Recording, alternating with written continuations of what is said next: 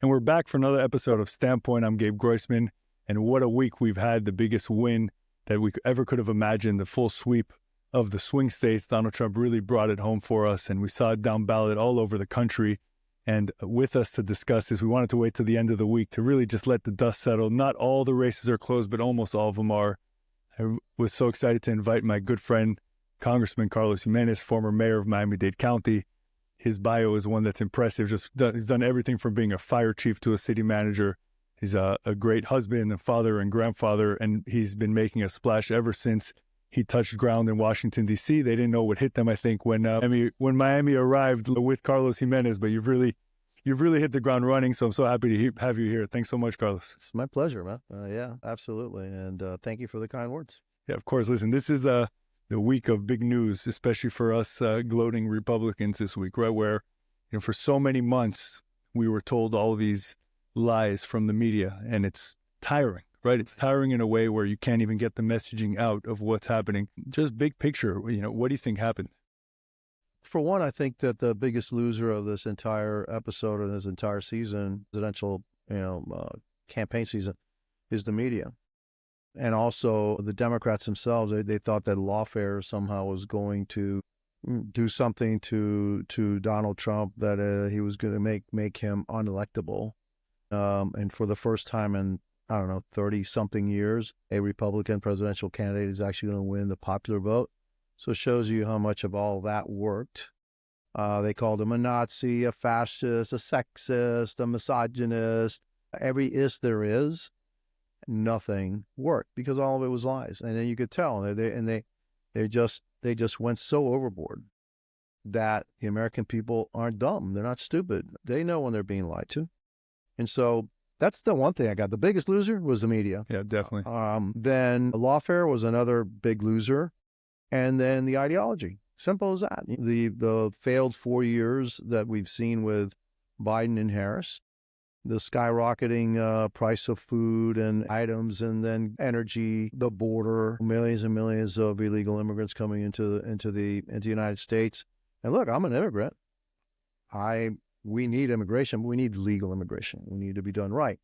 What was done, and on purpose, that will have lasting ramifications here in this country. And so I think the American people just said, no, enough. They went into the ballot box and said, do we want 4 more years of this? Or worse, because Kamala is actually going to be worse than Joe Biden, and they soundly rejected it. And so that's what I got. Yeah, and I think it proved, like you're saying, it also proved that the media, despite the amount of minutes that they have on the airwaves, because it's a lot, platforms like this try to always balance it, and sometimes these alternative platforms beat them, but it's not 24/7.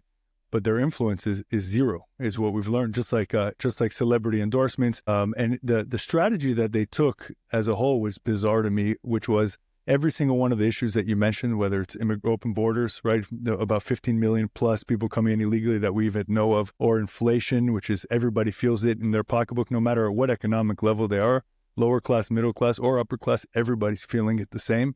And in all of them, they say the same thing. They say, well, it's not happening. In fact, they do the same thing with the gender stuff, the transgender stuff in schools. Right. Like, oh, that doesn't happen. And on the extreme abortion stuff, they say, oh, it doesn't happen.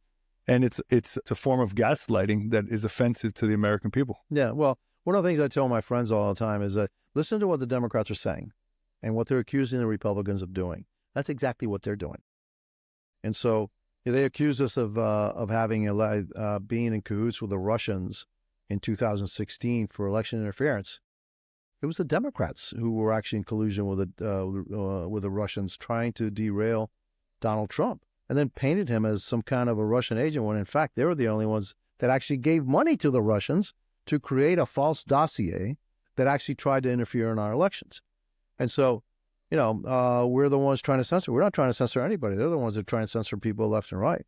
And so I'm always curious as to what they're saying. Because what they're saying, it tells me, is a really good clue as to what it is they're actually doing, because they're gonna blame us first for the stuff that they're actually doing. And so, and you know what, people have caught on to that. And so what we have to do as Republicans now, hopefully we will also win the House. We have to deliver. History's against us now, because 2 years from now in the midterms, usually the party in power loses seats in the House. Right. and then the agenda stops. Whatever agenda we have right now, what we want to do with prices and energy and regulations, all those things, that will stop unless we can buck history if we actually deliver. We have to deliver. And so that's a message that I'm going to take back to Washington. Any divisions that we may have within the party, and we do have some, all right? It's mainly, conservative and more conservative. And so we've got to make sure that is all ironed out, and that come January, when we get sworn in, we have a package for the first 100 days and deliver on the promises that President Trump, told that he would do he would deliver for the American people, deliver it, and then keep on going so that, 2 years from now, they'll say, you know what, we're better off now 2 years than we were 2 years ago, and then we can keep that house and keep this going, because it's going to take a while for us to really turn this country around. Yeah, what's interesting is lots of the promises that Trump made are promises that he can keep on day one with executive orders, like closing the border, opening up oil, the gas markets. He can do that with the stroke of a pen on anti-Semitism, which is an issue that's near and dear to my heart. He can sign an order tomorrow, and he can direct his OCR, Office of Civil Rights, to go out to actually adjudicate these Title VI cases. They can hold back funding. There's a lot he can do. Let's drill down a little bit about what are the main things that you think that the House needs to accomplish? Because I agree with you. In fact, it's one of the things I wanted to talk about you later, but let's do it now. What do you think what are the priorities that we should see from Congress, not just the House, coming out in the first, I'd say, 6 months? Whatever resources he needs to do. Look, with executive orders, he can literally shut down the border and really start to control that crisis. If he needs additional resources, if he actually thinks he needs additional resources for that, we should be able to give it to him in that first 100 days. That's going to take legislation. Some of the promises are like, no tax on tips, right?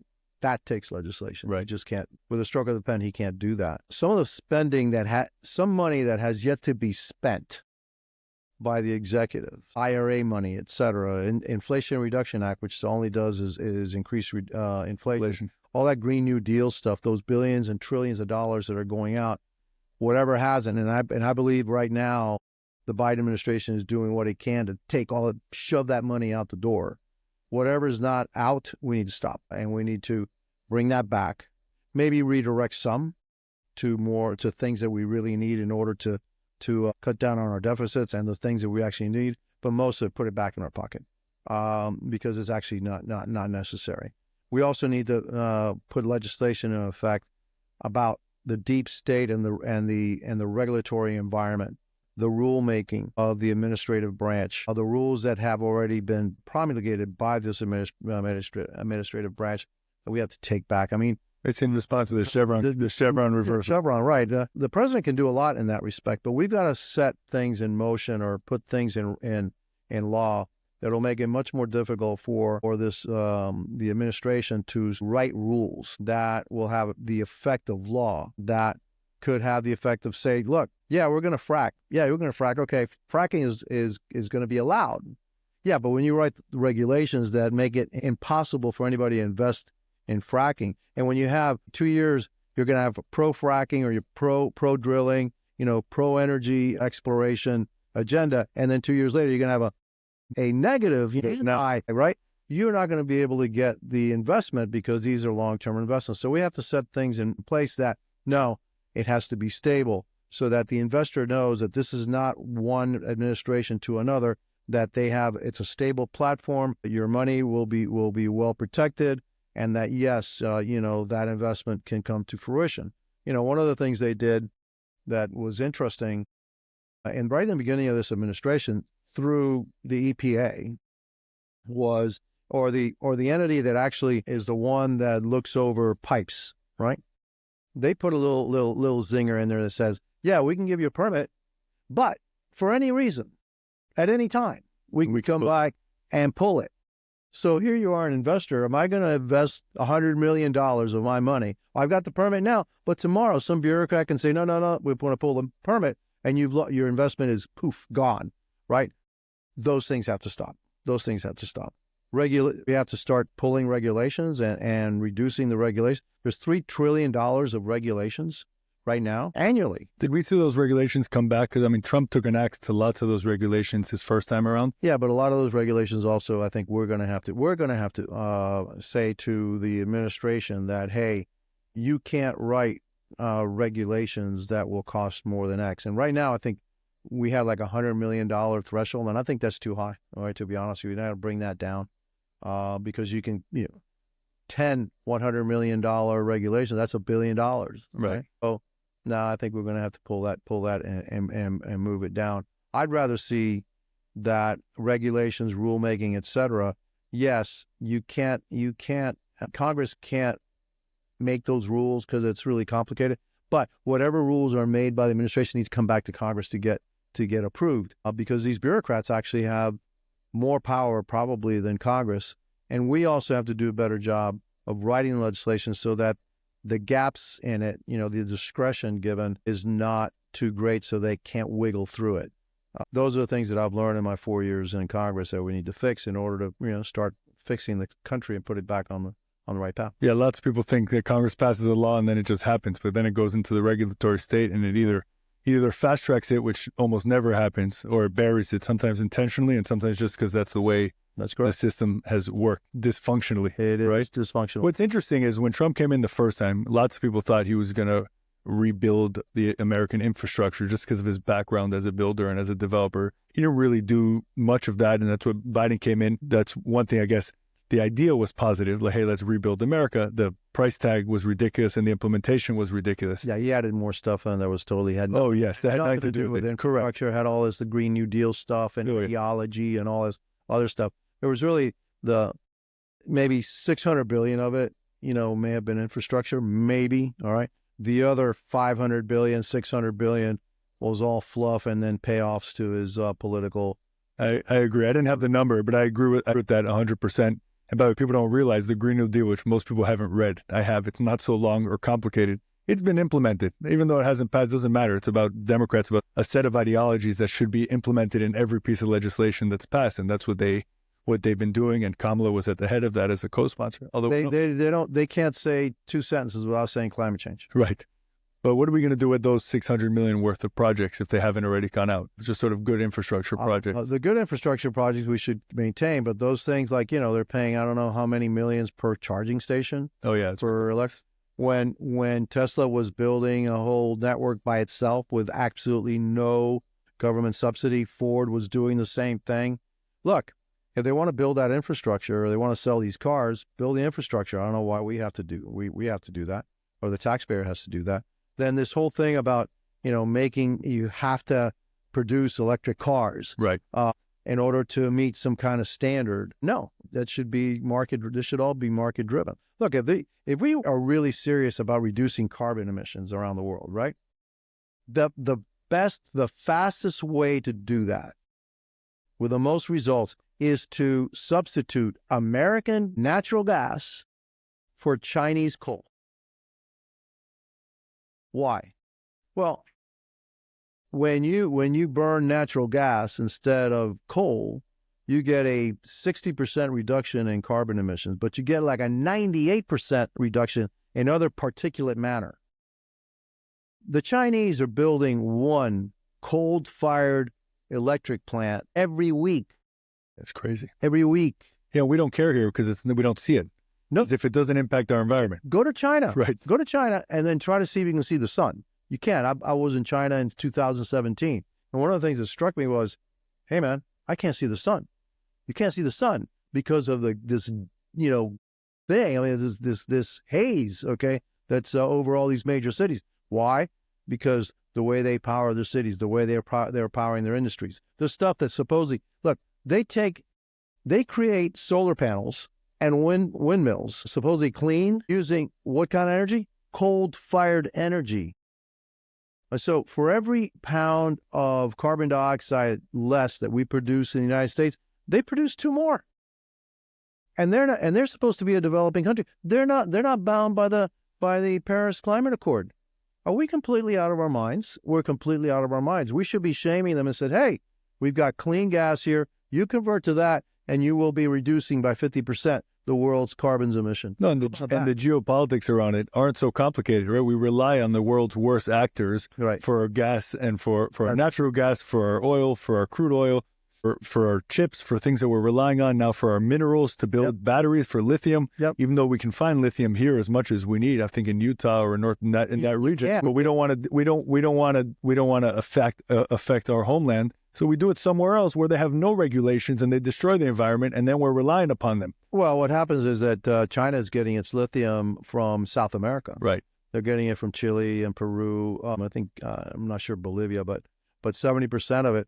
And then what they do is they extract them and then they process it over in China. China has like 90% of the processing capacity. And so here we are. We are desperately moving toward batteries, right? Who has a stranglehold on the market for the raw materials that are needed by those batteries? China. China doesn't use it. China's powered by coal. So they're laughing their you know what's off at us and say, these idiots, okay, we're producing this with coal. We're selling it back to them so they become dependent on us for energy. When it should be the other way around. We should be substituting American oil and gas for Venezuelan oil and gas, for Iranian oil and gas, and for Russian oil and gas. And we could do it. And then we could actually hurt those countries, our adversaries, in a economic way so that they can't wage war and they can't cause all this chaos. And they have no leverage. Because they have no leverage, right? But what did we do? We actually made their oil more valuable by suppressing the oil and gas industry here in the United States. How does that make any sense? It doesn't make any sense. And meanwhile, you have 35 states who've signed the ZEV pledge, a zero-emission vehicle pledge, that by 2035 they'll have zero-emission vehicles only.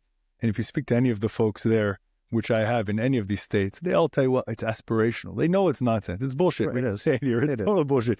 But they say it, and it affects policy. And like you're saying, our enemies, and really whether they're our enemies or adversaries or competitors, are laughing all the way to the bank. And meanwhile, our environment, which the left cares about so much, and so should the right, everyone should care about the environment, is getting worse because we're giving it to them to do. Let's switch to something else. So my family's Argentinian, like you know. You're from somewhere, I think, Cuba maybe. I'm joking, obviously. I know that. So the Hispanic vote or the Latinx vote. No, don't ever say it. Please don't ever say it. Hold on. You know I'm joking. Okay, all right. There's not one Hispanic person or Latin person in the world that even knows what that means. You're trying to change my language. Yeah, you're sakes, right? To be correct. You're trying to change my language, which is gender-based language. Yes, but I want to thank the Democrats for bringing up Latinx and all these things because it didn't work, right? The Latins, the Hispanics in this country did not vote Democrat this time. There was a big shift over to the Republican Party. Well, it did, but we had gained. Actually, Hispanic men voted a Republican. Hispanic women still voted Democrat. And so I think we ended up with like 41%, which is 6 points more than the last election. And you can see the trend. All right. Yeah. Yeah. So we, by the way, in the Jewish world, it's the same thing. There's overlap as a Hispanic Jew. I don't know which category I fall into in this polling, but. Are you a Jew X? I'm a Jew. Okay. I'm a man. Merman. You know, what did they get so wrong about the Latins? I mean, it's easy to laugh about the Latinx nonsense. Right? Is it the values that the Democratic Party was pushing that is so out of touch with the Latin community? I call it the Latin community. I call it the Hispanic community, but the Hispanic community, the Latin community. What did the Democrats miss? I mean, obviously the media misses it entirely as well. We're people of faith. We're people of family. We're hard workers. We don't really care for handouts. We want to do things on our own. We certainly didn't appreciate Latinx, and we're people of, like most Americans, are common sense people. So when they ask me, hey, what happened? It says, well, we're like every other, we're like Americans, you know, and Americans are rejecting this ideology. And what's happening is that the Democrat Party has gone so far left that really Hispanics haven't changed. I mean, what our views are. So it's just that the Democrat Party has gone so far left is that there's no way. I mean, look, you take Miami-Dade County, for instance, how many of us came here fleeing socialism, communism, etc.?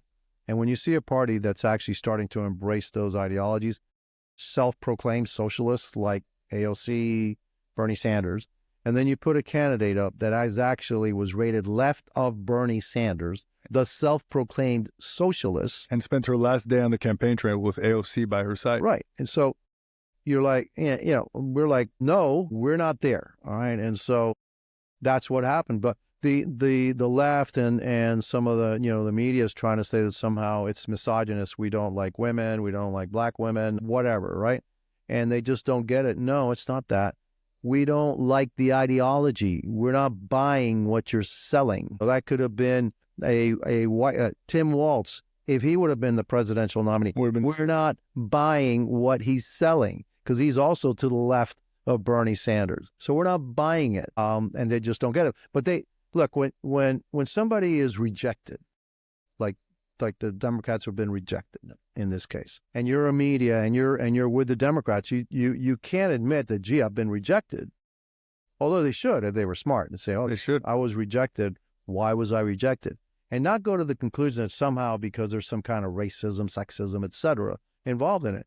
Maybe, just maybe, they're not buying what I'm selling. They don't agree with what I'm saying or the direction I want this country to go in. And therefore, I may actually have to adjust, right? It's easier to say, no, it's their fault. It's not my fault. It's Right. your fault that you didn't vote for me because, you just don't like, guys that were born in Cuba. Okay. Right. So that's why you don't like me.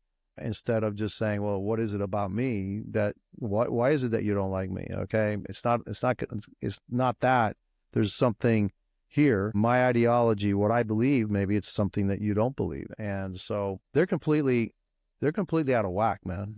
I was super offended, by the way. Sorry to cut you off. I was super offended the night of the election. And I don't get offended easily, but I was very excited. I was there at Trump headquarters at the convention center. I think you were there also, but we missed each other. Yeah, we did. Yeah. Because I left at like 1:45 in the morning. I think you got there at that time. Yeah. No, I got there around 10. No way. Yeah. I don't know how I didn't see you. Yeah. But I left at 3. Yeah. But I got home, turned on the television, and Fox is on. By the way, I switched it to CNN later because they didn't call it till 6 in the morning. So I'm like, why? I'm trying to understand why. Watching CNN because I wanted to see their heads explode. I saw it. Yeah. I saw it in the morning. But when Fox called it, they went to Juan Williams, who's a leftist, a Democrat, whatever. But usually, he has like reasoned discussions. And he said exactly what you said. He said, of course, I'm paraphrasing. I don't have notes in front of me, but he basically said, the American people, there's racists and sexists. And I was like, no, you idiot. The American people are smart, and she failed as a candidate. And now that the campaign is over, the Democrats should, I don't want to even say they have to, but they should look at her and say, you know what? To put up a candidate with a terrible record, who's far left, who doesn't even set forth what her vision is. How can you have a presidential candidate that says their campaign is we're not going back, but they don't talk about where we're going? Right. The American people are not going to buy it no matter how many times you have Beyonce on stage, or how many CNN interviews, or how many times they call the other guy a Nazi. They're just not going to buy it because it's actually the inverse of people calling them a racist. And by the way, on the sexist thing, that was amazing. The media is not making a big deal about it. But Susie Wiles selected as a chief of staff, first female chief of staff for a president in history in America. Yeah. It's the most powerful position in this country after the president, by far. Runs the White House, right? And it's going to a woman. Nobody cares. It's like, because the Republicans are doing it, nobody cares. Let's talk about a woman who is kicking butt here, who is a friend of both of ours here locally. You were mayor of Miami-Dade County. You were a fantastic mayor. I say that as a resident, and also I got to do some stuff with you when I was a local city mayor here. But Rosie Cordero-Stutz, we're getting our first sheriff since the 60s in Miami-Dade County. I know you were supporting her, as was I.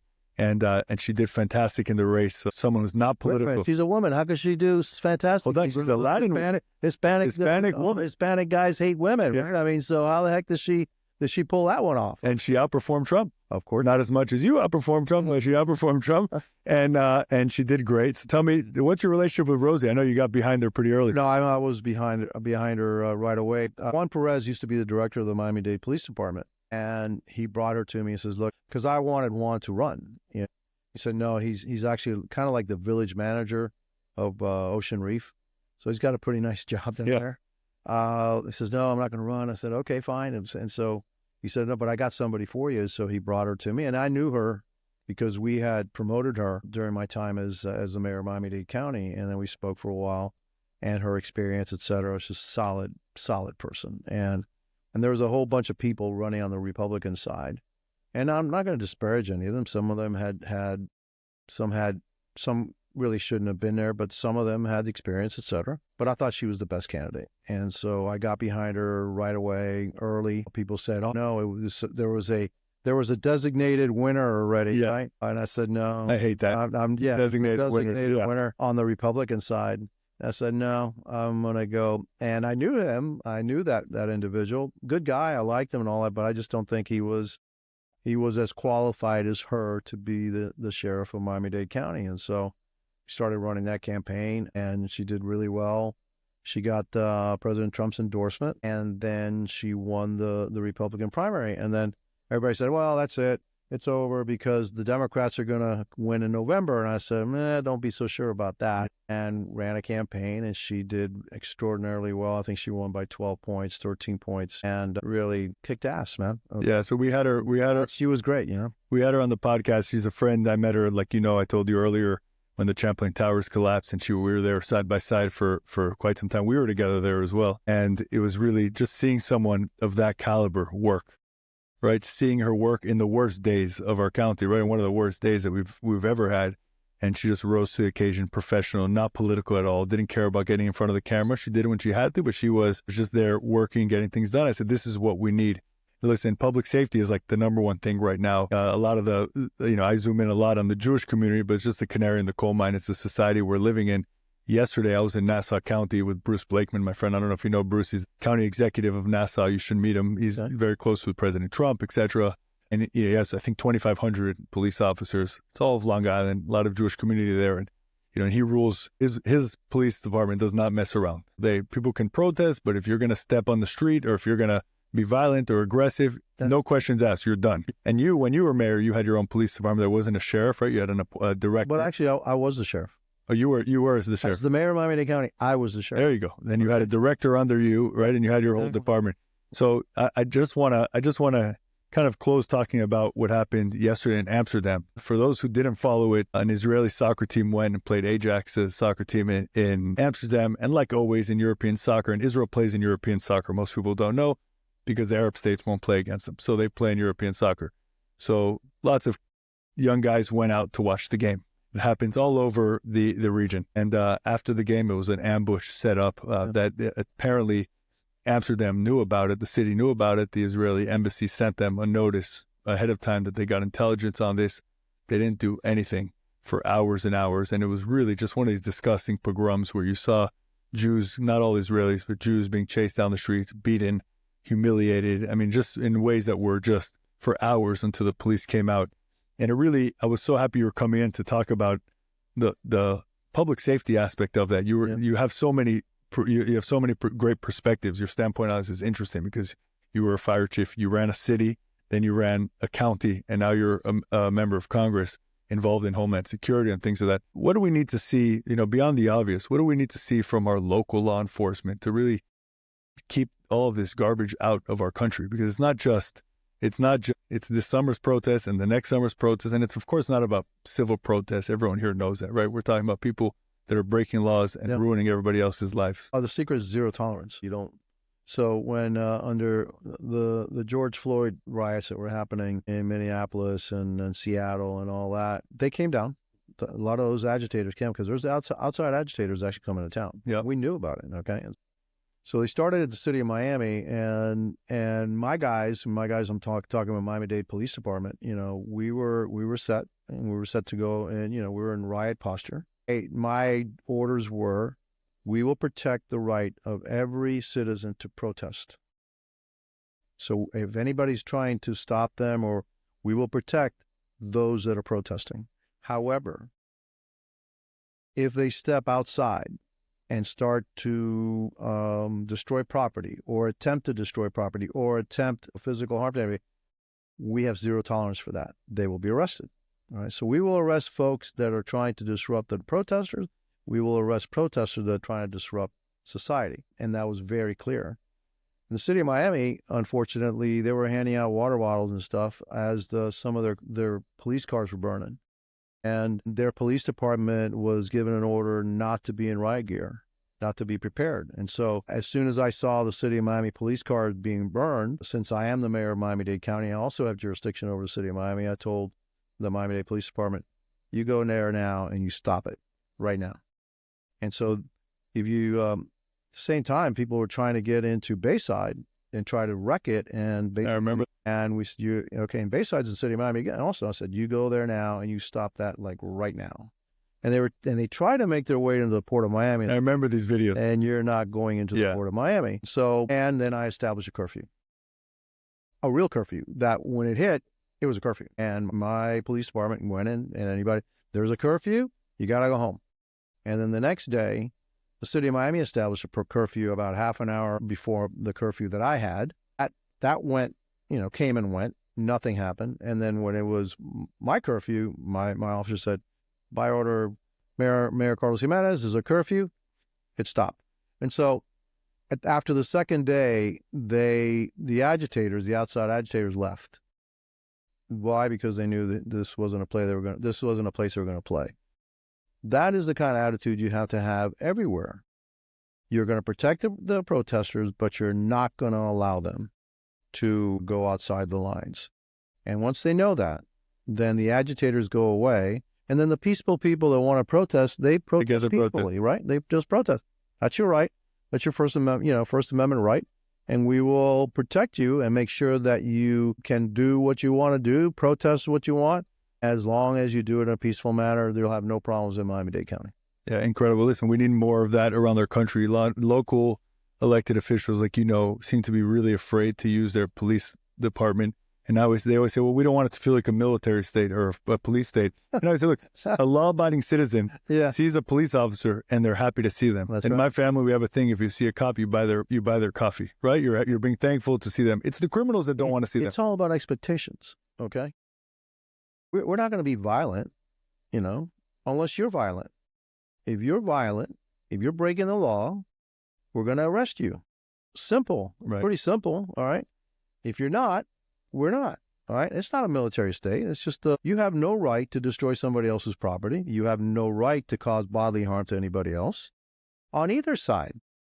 And so we protect the people, whatever side you're on. We're apolitical about that. We don't have a stance on what you're protesting about. I could be totally against what it is you're protesting about, but I'm going to defend your right to do it because this is America. I may be offended by what you say, but I'm going to protect your right to say it because this is America. All right. And if it offends me, well, it offends me. All right. America was built on free speech, the right to petition your government, the right to peaceful protest. That's just part of a democracy. But that's the only right. All right. You don't have a right to hurt property, destroy property, hurt people, et cetera, et cetera. That's different. And what happens in the campuses, if you have a rule that says you can't camp here, well, you can't camp here. Yeah, it's called time and place restriction. Exactly. Well protected. Right. Okay. And so, somebody's setting up a camp in somewhere where you can't camp. No, I'm sorry, you can't camp here. All right. So you're going to have to move out. Okay. All right. If there's no law against it, then okay, well, maybe we need to do something. But all things are different. But people, you just have to be consistent, and they have to know that you're serious about it. And if they know you're serious about it, for the most of the time, they're not going to even test you.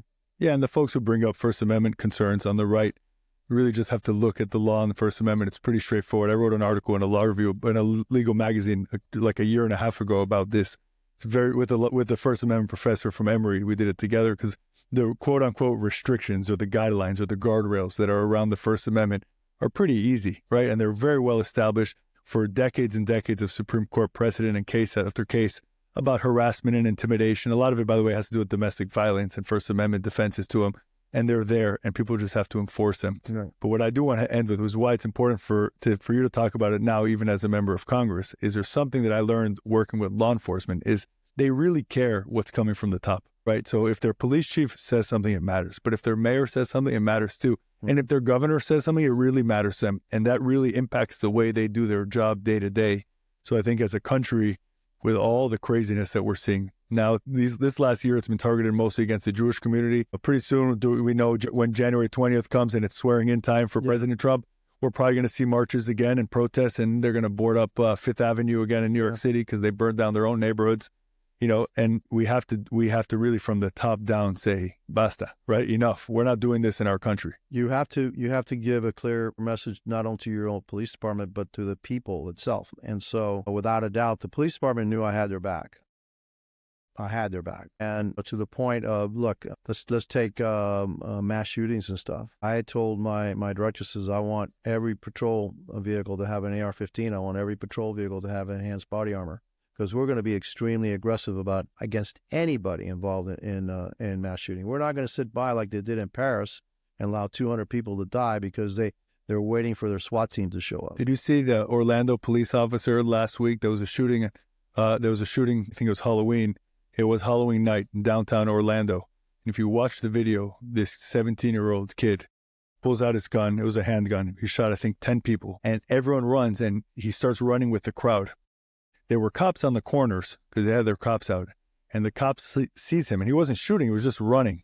And instead of going back to his vehicle to get whatever he had, to put on his jacket, to call it in, he ran up to this guy. And this is not an easy thing to do. People see it like, oh, it makes sense.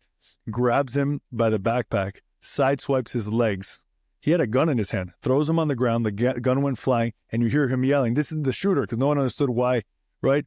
That's police work, right? And and he only did that likely, and I don't know who his police chief is, but my guess is he knew that his superiors had his back, that he can go out and do his job. Yeah, he had to do his job, and I mean, who knows? Once everybody stopped running, he probably would have reloaded and just shot more people. For sure. He was in the middle of the crowd, right? Yep. Yeah, you have to take extreme action, and you have to be aggressive in order to protect lives. You may not protect, and you may not be able to save the first initial, but you're going to stop 10, 15, hundreds more being killed. And we took that lesson from what happened in Orlando, right? In that nightclub, and also what happened in Paris and that. And when we saw that, I said, wait a minute, that doesn't work. This whole thing about waiting for SWAT and all this, that doesn't work. It's going to be the people responding right away. And then on top of that, we added what's called rapid response teams around Miami-Dade County. They're here today. Okay, there's people roaming around Miami-Dade County right now that their only job, all right, is to respond to active shooters. Is it expensive? Yeah, it's expensive. But I think who knows that? People that may want to do that here in Miami-Dade County know that, hey, maybe it's not a good idea to do that. If I'm going to do that, maybe it's better to do it somewhere else. Because in Miami-Dade County, the cops are going to be super aggressive, and they're going to have the weapons, and they're going to have the protective gear. And then on top of that, they have this rapid response teams that are specifically trained for this. So maybe it's not a good idea to do that. And if it does happen here, and God forbid that it does, at least, we can keep that, down to a minimum. That you have to have their backs. You have to tell them, show them that, hey, you need to do your job. And if you do it right, it's not to say that if you can't abuse your power, et cetera. That obviously, yeah. Right? Because I also put body cameras on them. And the body cameras were there to actually protect the officer, because 95% of the time when there's a complaint against the officer, the body camera will actually prove that the officer was right. Yeah, most people don't know that stat. Yeah, they do. Okay, so then and I fought with the PBA on it, and I said, look, this is actually going to be in your favor, all right? Because that body camera is going to show that the police officer actually did the right thing and was in the right. If you don't have that body camera, it's going to be their word against his word or her word. And you want to be able to support your officer. And at the times that the officer may be wrong, obviously there's a discipline involved, but also there's a training. You can use it for training. It says, hey, you see that situation? This is what you're not supposed to do. Okay? Right. You don't have to do simulations. That same situation. This is what you're supposed to do, not this. Okay. And so, and then at the end, if God forbid there is some kind of shooting, what causes the most friction in the community is the not knowing.